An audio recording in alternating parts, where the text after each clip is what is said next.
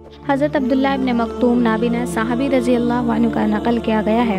کہ حضرت عبداللہ رضی اللہ عنہ کو نابینا ہونے کے سبب یہ تو معلوم نہیں ہو سکا کہ آپ کسی دوسرے سے گفتگو میں مشغول ہیں۔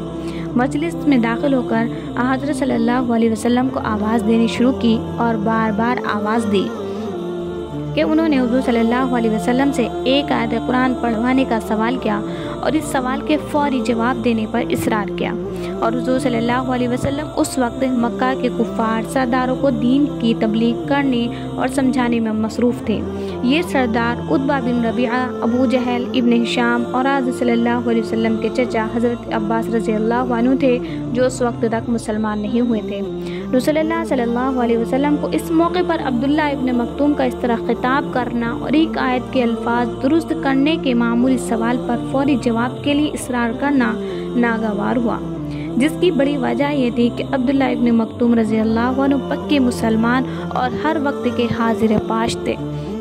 دوسرے اوقات میں بھی سوال کر سکتے تھے، ان کے جواب کے مؤخر کرنے میں کسی دینی نقصان کا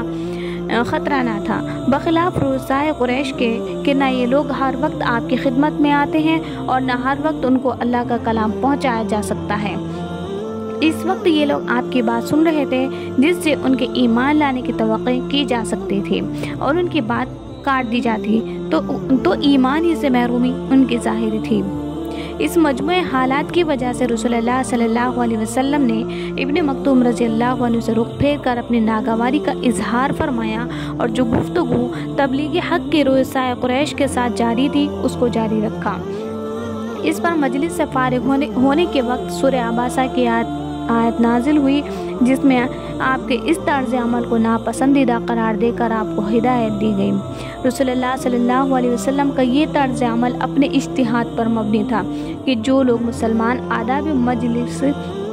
خلاف طرز گفتگو اختیار کرے اس کو کچھ تنبیہ ہونی چاہیے تاکہ آئندہ وہ آداب مجلس کی رعایت کرے۔ اس لیے تو آپ نے حضرت ابن مکتوم رضی اللہ عنہ سے رخ پھیر لیا، اور دوسری بات یہ تھی کہ بظاہر حال کفر و شرک سب سے بڑے گناہ ہیں، ان کے ازالے کی فکر مقدم ہونا چاہیے بمقابلہ دین کے فروع احکام کی تعلیم کے، جو عبداللہ ابن مکتوم رضی اللہ عنہ چاہتے تھے، مگر حق تعالی شانہ نے آپ کے اس اجتہاد کو درست قرار نہیں دیا اور اس پر تنبیہ فرمائی۔ یہاں قابل غور بات یہ تھی کہ ایک شخص جو آپ سے دینی تعلیم کا طالب ہو کر سوال کر رہا ہے، اس کے جواب کا فائدہ تو یقینی ہے، اور جو آپ کا مخالف آپ کی بات سننا بھی پسند نہیں کرتا، اس سے گفتگو کا فائدہ موہوم ہے،